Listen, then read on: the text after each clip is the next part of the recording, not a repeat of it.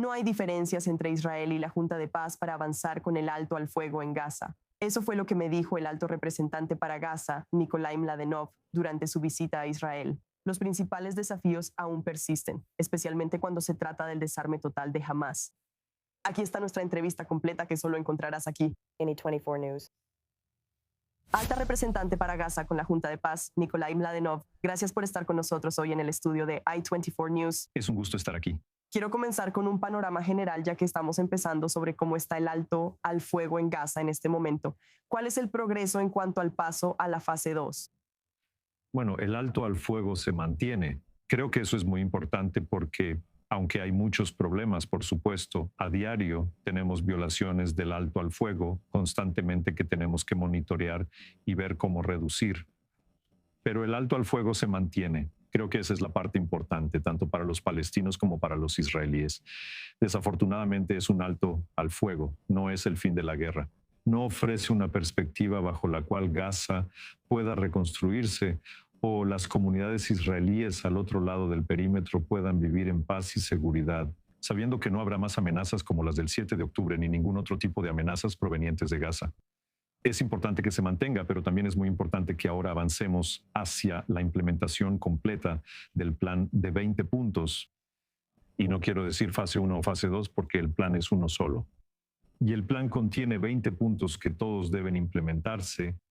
Su premisa principal es que Gaza no será gobernada por Hamás, que todas las armas serán recolectadas y puestas bajo una sola autoridad palestina transitoria, que la franja de Gaza será desradicalizada y ya no representará una amenaza para Israel. Pero, en última instancia, también sentará las bases para reunir Gaza y Cisjordania bajo una autoridad palestina recién reformada y, potencialmente, abrirá la posibilidad de una solución política a la cuestión palestina. Estos son los elementos importantes que todos deben entrar en juego para asegurarnos de que pasemos de un alto el fuego que solo detiene los combates a un lugar en el que Gaza pueda ser reconstruida o construida de nuevo, desarrollada, y donde la gente realmente pueda tener una vida normal, porque ahora mismo no tienen una vida normal. Mientras estuvo aquí en Israel, se reunió con el primer ministro Benjamín Netanyahu y describió esa reunión como positiva y sustantiva. ¿Pero a qué accedió específicamente Israel en su reunión más reciente? Bueno, fue muy importante reunirse ahora con el primer ministro y su equipo y discutir la implementación del plan. Y no solo lo que Israel se ha comprometido a hacer en virtud de este plan, sino también cuáles son las condiciones para avanzar hacia la implementación total de todos los compromisos del plan. Y ya sabes, obviamente, en el protocolo humanitario que está adjunto al alto el fuego, Israel ha asumido ciertos compromisos para permitir la ayuda humanitaria, para que las mercancías entren a Gaza. Todas estas cosas deben cumplirse y deben llevarse a cabo, pero no es solo eso. También se trata de todas las cuestiones pendientes en cuanto al despliegue de la Fuerza Internacional de Estabilización. Muy, muy importante.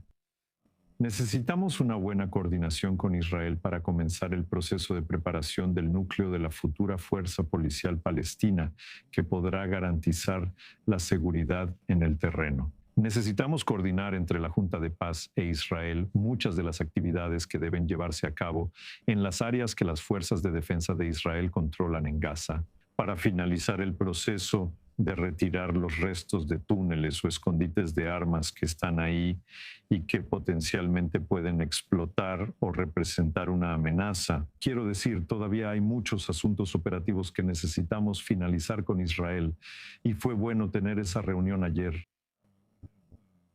No creo que haya ninguna diferencia entre la Junta de Paz e Israel en cuanto a los desafíos de seguridad que se avecinan en Gaza.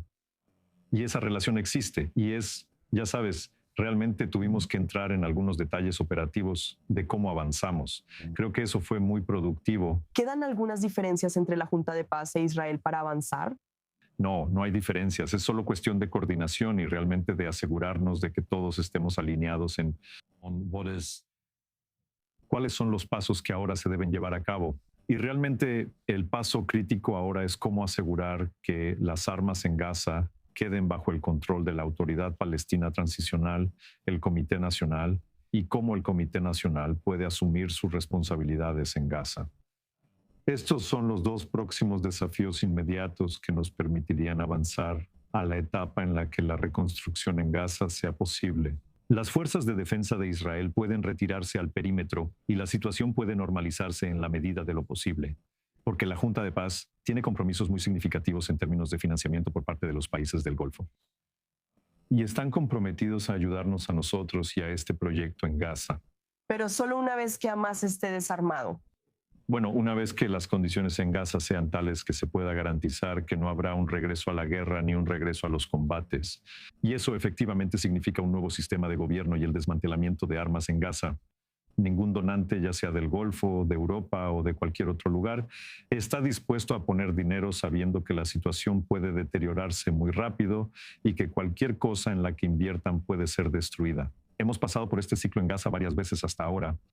Y creo que lo que todos buscamos es realmente salir de este ciclo de una manera que sea buena tanto para los palestinos como para los israelíes. Entonces, sobre el tema de las armas, ¿quién hace cumplir el desarme de Hamas? ¿Es el Consejo de Paz? ¿Es Israel, Egipto, Estados Unidos? ¿Quién entra realmente y se asegura de que Hamas esté entregando todas estas armas? Bueno, ese es uno de los elementos clave en este momento que necesitamos finalizar. Y es que no se trata solo de decir que nos pondremos de acuerdo sobre los principios. Eso no es suficiente. Necesitamos ponernos de acuerdo sobre los mecanismos de verificación para los compromisos de todas las partes, no solo en términos del alto al fuego, sino también en cuanto al desmantelamiento de armas. Verificación, confirmación de lo que se está haciendo y asegurarse de que se haga de una manera que sea.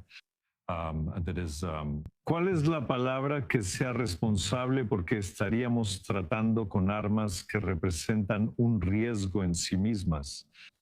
Y eso requiere tanto experiencia militar, requiere experiencia técnica civil y lo más importante, requiere verificación. Y requiere la capacidad de implementar un mecanismo que ahora hemos desarrollado. Junto con los garantes del alto el fuego, Estados Unidos, Qatar, Turquía y Egipto, estamos discutiendo un mecanismo para verificar cómo se están llevando a cabo estos procesos. Y lo que me gustaría ver es que ese mecanismo se aplique no solo a la cuestión de las armas, sino a todo el proceso de transición de gobierno en la Franja de Gaza. Porque una cosa es decir que el comité debe asumir la responsabilidad, pero es otra cosa implementar esto realmente en una zona que ha sido gobernada por Hamas durante más de 20 años.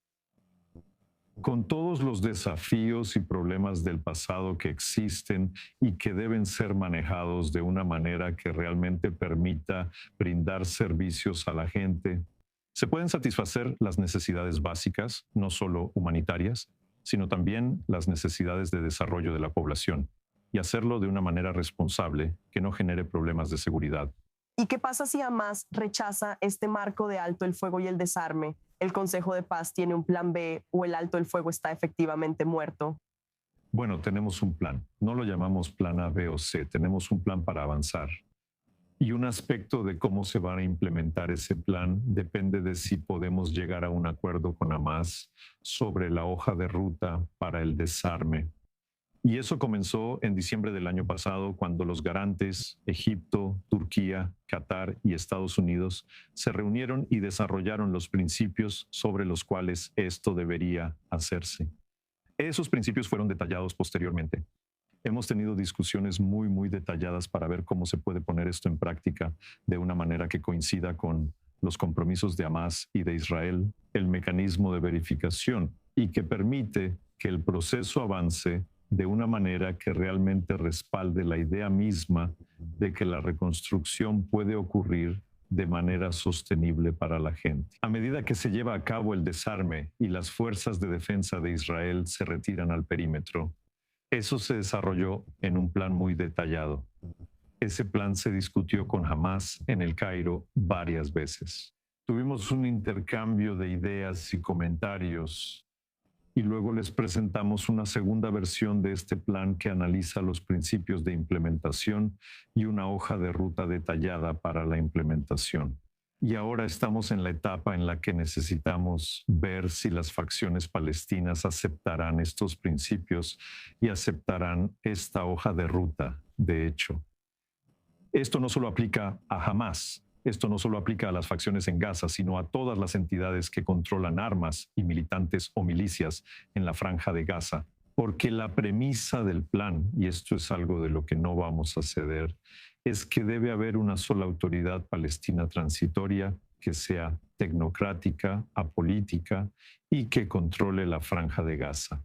Hay un solo sistema legal y hay un solo control de armas en Gaza. Estos son los tres principios básicos en los que todos estamos de acuerdo. Ahora creo que desde la perspectiva de la Junta de Paz necesitamos asegurarnos de que pase lo que pase en las negociaciones con Hamás, básicamente podamos regresar con nuestros socios dentro de la Junta de Paz, con los donantes, con los socios regionales, con Israel, con Egipto, y realmente ponernos de acuerdo sobre cómo avanzamos en todos estos aspectos.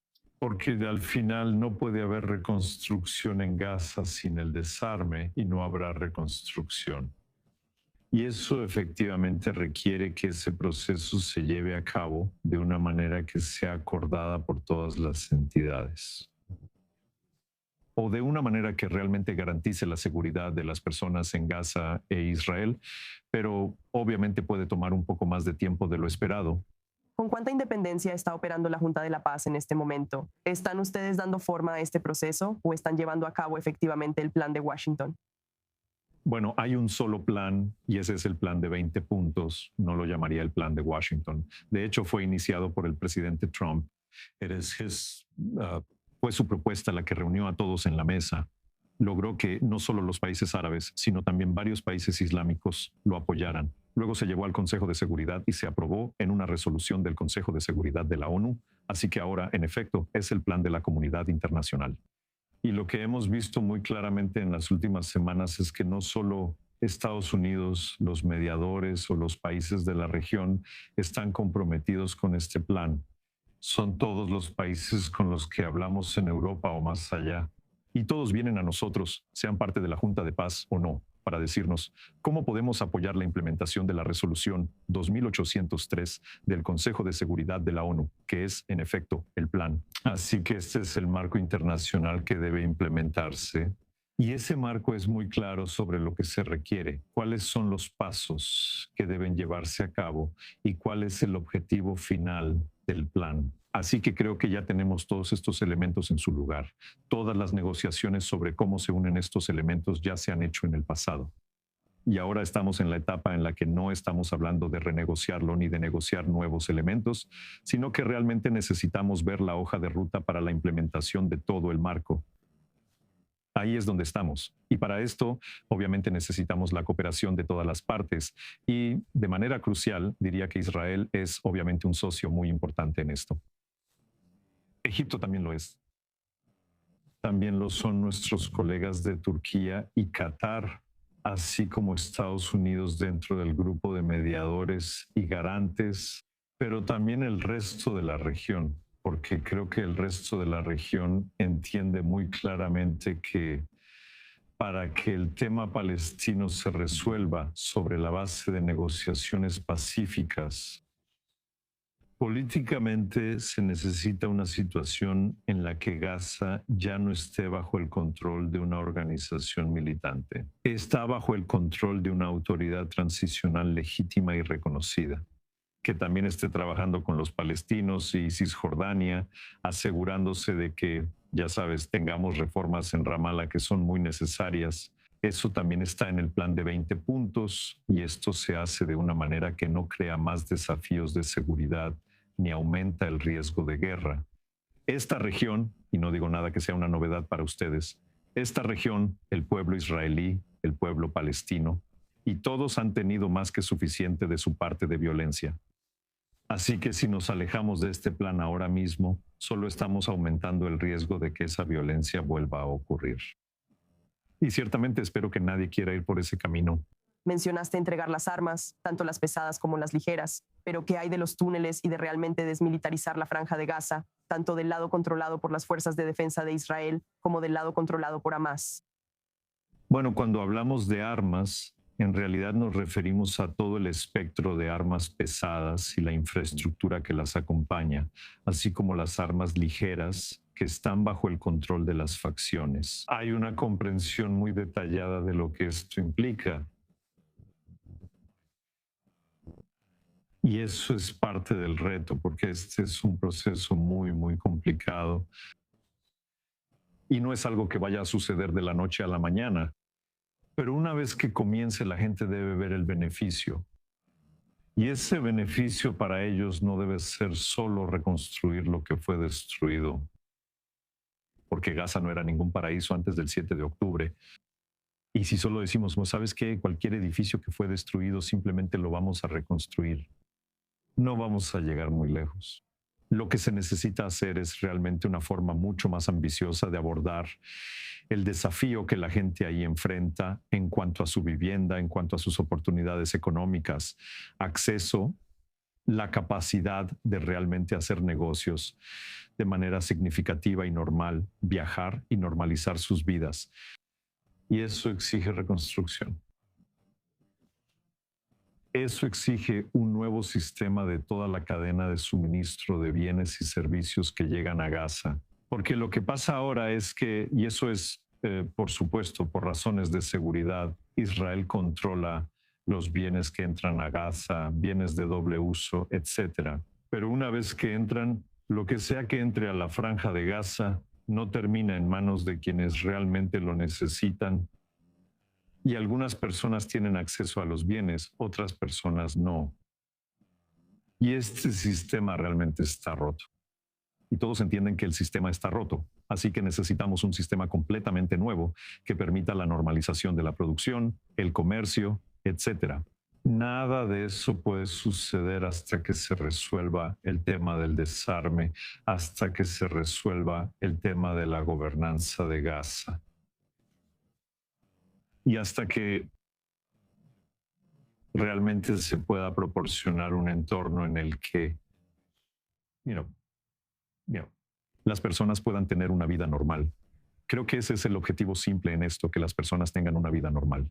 Así, entonces, puedes permitir que los líderes políticos de ambos lados vuelvan a la cuestión de encontrar los acuerdos a largo plazo que funcionarían para Gaza, para los palestinos y para Israel. ¿La guerra con Irán ha impactado en este proceso de paz de alguna manera? Por supuesto que sí. Creo que de manera equivocada. Algunas personas han dicho que este proceso tiene que ponerse en pausa. Tenemos que esperar a ver qué pasa en Irán, qué pasa en Líbano, etcétera. Pero esa es una manera muy, muy equivocada de verlo. Porque detrás de declaraciones como esa hay mucha irresponsabilidad, mucha falta de reconocimiento de las dificultades que están viviendo 2 millones de personas apretados en menos del 50% de lo que era la franja de Gaza, sin vivienda adecuada, sin agua suficiente, y todos los problemas que existen. Y simplemente decir, bueno, ¿sabes qué? Por la situación geopolítica global en el mundo, necesitamos poner sus vidas en pausa por otros. Dios sabe cuántos meses más. No solo es injusto, sino que está creando un nuevo problema. Así que cualquiera que diga eso y que crea que ese es el entorno en el que necesitamos funcionar, en realidad va exactamente en contra. No solo las palabras, sino el espíritu de la resolución y el plan de 20 puntos. No puedes desradicalizar Gaza, no puedes desmantelar las armas en Gaza, no puedes construir un nuevo sistema de gobernanza transicional sin moverte rápido. Mientras más lo retrases, más personas se vuelven desesperadas, enojadas y se vuelven susceptibles a más ideologías radicales. Y mientras más te alejas de la posibilidad de no solo hablar de si estamos manteniendo el alto al fuego, si se está cumpliendo, sino de realmente proponer una solución a largo plazo para ellos, en la que realmente puedan empezar a planear sus vidas un poco mejor de lo que pueden ahora. ¿Tú misma planeas visitar Gaza en un futuro cercano? Sí, lo haré, pero realmente depende. O sea, mi prioridad ahora mismo es asegurarme de que tengamos todo el marco de esto establecido para que funcione, porque no quiero ir solo para una foto. He estado en Gaza muchas veces. Hablo con personas en Gaza casi cada semana. Ni siquiera necesito que me tomen una foto en Gaza. Necesito asegurarme de que tengamos las condiciones dadas para que el Comité Nacional para la Administración de Gaza empiece a asumir responsabilidades en la franja de Gaza y para que haya avances en la dirección correcta respecto al tema del desmantelamiento. porque lo que me preocupa es que si no tenemos eso, ah, la realidad con la que tendremos que vivir se va a volver mucho más difícil de revertir. Y esa realidad no es buena para nadie, no es buena para los palestinos que seguirán viviendo bajo el control de Hamás en Gaza. Tampoco es bueno para Israel a largo plazo, porque puede mantener la situación de Gaza fuera del ciclo de noticias por ahora, pero muy fácilmente puede explotar de nuevo. Alto representante para Gaza, Nikolai Mladenov, muchas gracias por compartir su perspectiva hoy en I24 News. Gracias.